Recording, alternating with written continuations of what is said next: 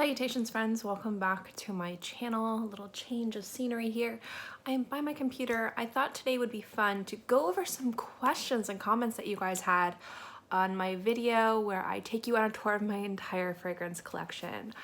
I didn't know that many people would be interested in watching it. It's really exciting and fun to know that you guys love seeing collections. I personally love seeing videos like that. I know a lot of you guys wanted to see my actual fragrances.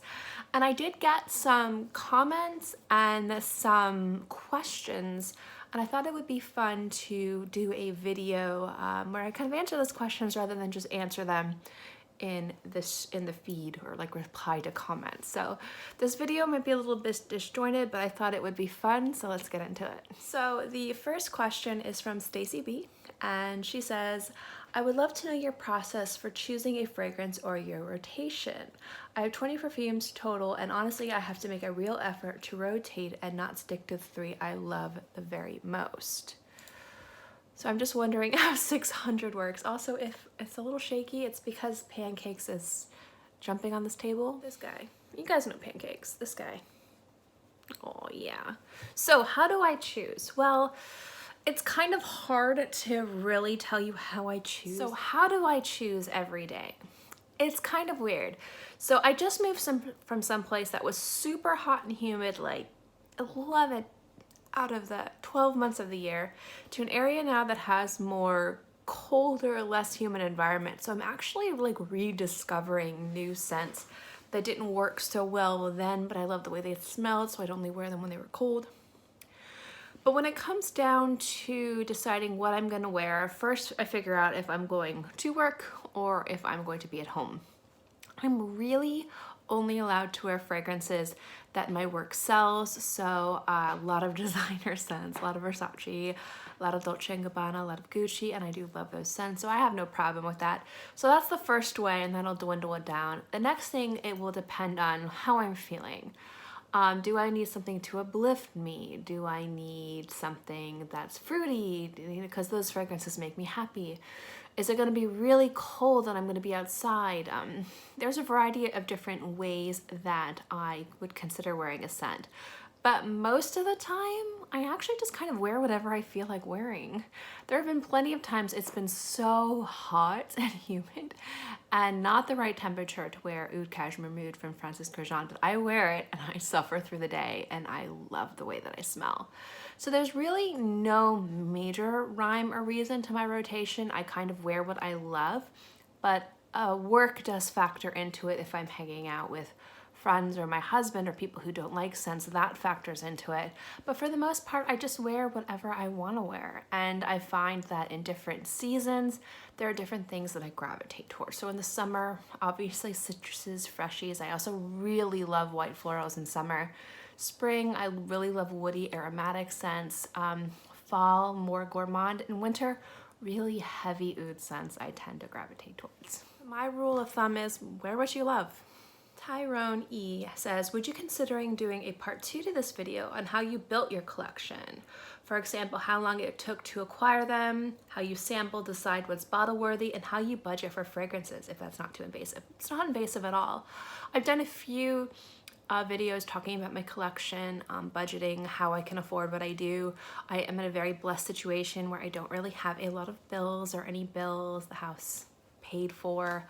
I do work a really decent job, and that's like play money, so that's like all for fragrance money. Not everybody is in my situation, and I am very blessed and lucky. So I just like to let people know that it's not hard work, it's luck for me personally. And I know there's so many people out there that work so incredibly hard and don't have the extra income to play with that I do. And I don't think anyone should feel bad that they don't have the extra income that I do to spend on things and hobbies that they love, because at the end of the day, like, I just got really lucky with my situation. So first things first, just letting that known out there, like, I'm lucky. I work very hard for my job, but at the same time, like, I'm in a very blessed situation. So I just really want to drive that in there. But when it comes to figuring out how to build my collection, I have holes in my collection, and there's a specific way I want my collection to be in regards to the amount of bottles that I have, the types of bottles between niche, luxury, designer, indie, the type of gourmand fragrances I have, the type of oud fragrances I have, the type of fragrances from this nose, this genre, this composition. Like, I definitely have a very extensive view of my collection. There are very real holes. So that's how my collection grows, and how I decide to buy bottles is based on that. Do I have enough woody aromatics in my collection? Well, yeah, but do I have enough woody aromatic collections that are predominantly cedar wood and then have this aromatic quality like grapefruit and bergamot? It's like, what?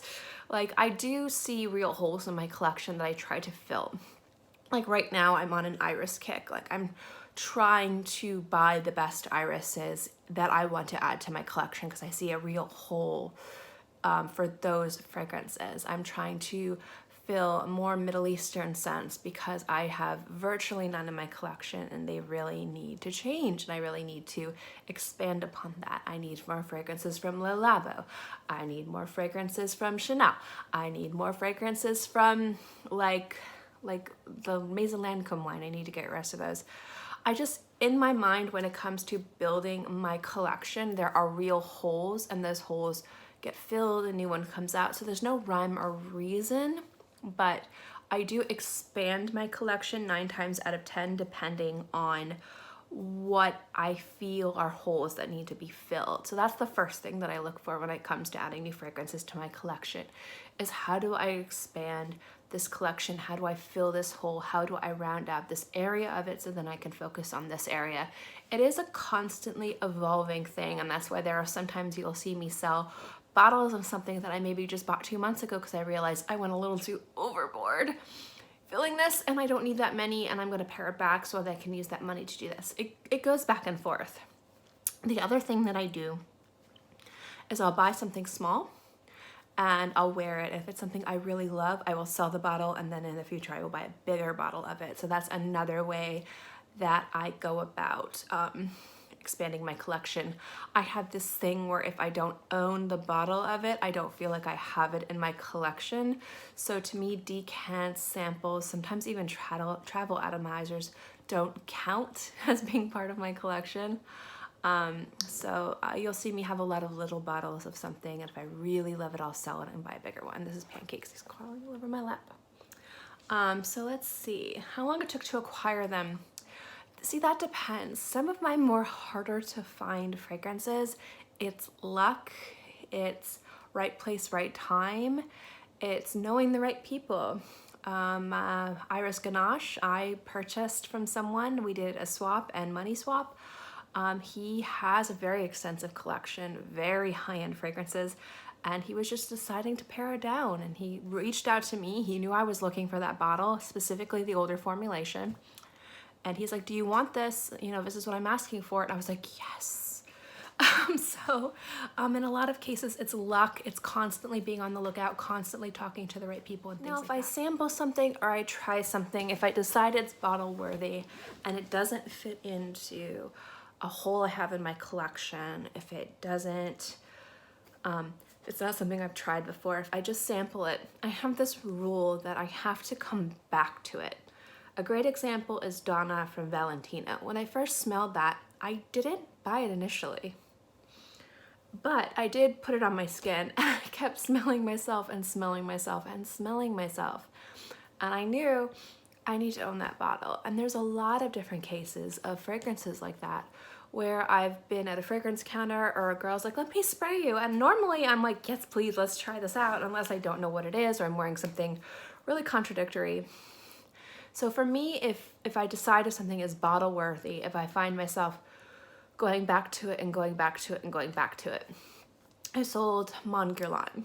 I wore it, I really liked it, but I was like, I don't really need this in my collection. I used the money for, I think, something else. I forget what it was. It might have been a medical thing. And I had so many samples of it. I'm like, I'm good. And I went through those samples so fast, I knew I needed to have it back, because every time I wore it, I loved it. And so that's the other thing too, is if I have samples something and I keep finding myself wanting to wear it and going to those samples or emptying a decant, God forbid if that ever happens, I know this is something I need to have in my collection. So really, The major way I add fragrances to my collection is just, does it fill a hole or does it make my heart sing? It's one or the other. Marcy LK asks, in your collection, are there any perfumes you don't like much, but you keep them for other reasons? Yes, there is a whole shelf or a partial of a shelf that I have for fragrances that I don't particularly like. Sometimes I will purchase things to review because I want to try the entire line. A great example is the Eau de Juice line, the Cosmopolitan recently released. I purchased those, I reviewed them. I probably would have only bought the white one. I probably would not have bought the other three, but I did purchase them for review purposes. That's one way that I end up with things that I don't like and I keep into my collection. I might resell them, I don't know. I haven't decided that yet. The other thing too is just taste change. As you smell more things, as your body chemistry changes, as your environment changes, as you grow up. I mean, like people's taste in how they do their makeup changes, people's taste in how they wear their clothes or do their hair changes, and how you want to smell changes too. So rightfully so, within the course of a few years, there might be some fragrances that you love that you just kind of overwore or just aren't like how you want to smell, or your olfactive palate has, you know, gained more experience, and so you're kind of like, I don't really like that anymore. There's definitely fragrances in my collection that I've grown out of that I keep for, if I sold, I probably wouldn't get enough money for it to be even worth it. Or, you know, sometimes like people will come over, my mom will come over and she'll smell something. She's like, oh, I love it. And if it's one of those scents, I'll just give it to her.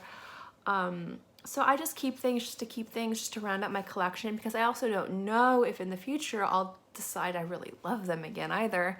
And that would stink if I had to go track it down. It's a touch and go thing, but I definitely do hold on to a lot of fragrances that I don't particularly love, and I don't wear them very often, but I do hold on to them for collection purposes, or just because the effort to sell them would be less than the effort to sell them. You know, I wouldn't get enough money for it to be even worth the trip to the post office. So that is one thing.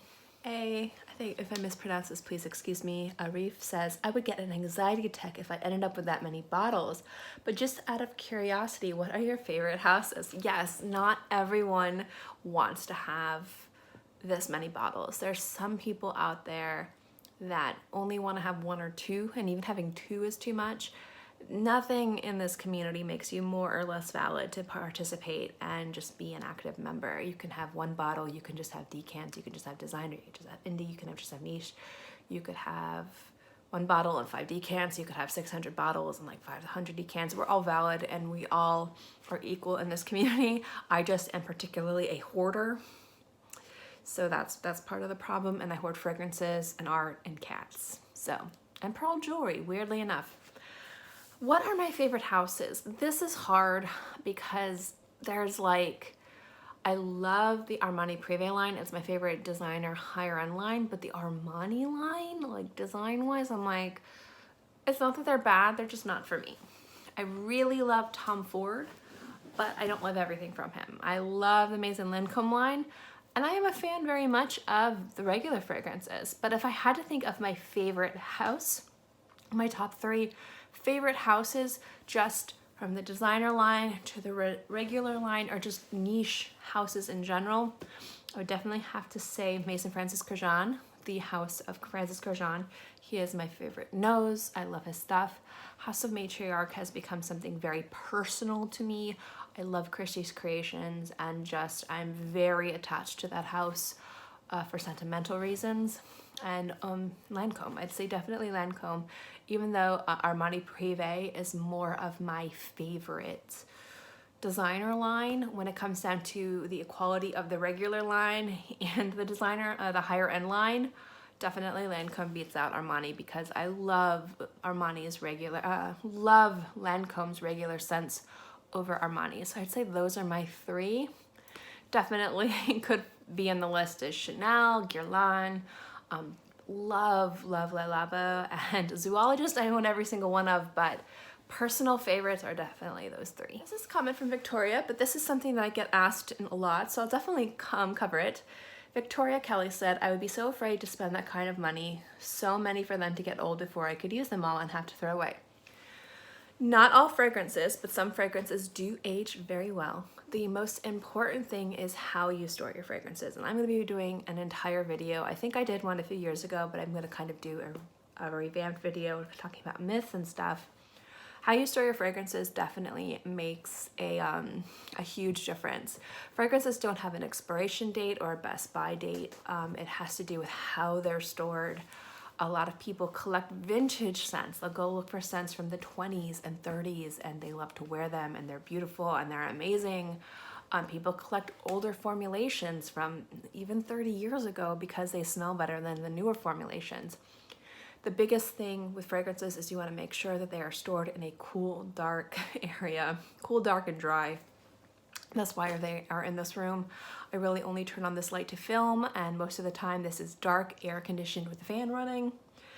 And there is like no humidity in this room. It is a very dry room, so that's why they're in here. So fragrances aren't like, oh no, it's a year, time to throw them away. It's definitely varies on the fragrance, but I will be doing an entire video based on that.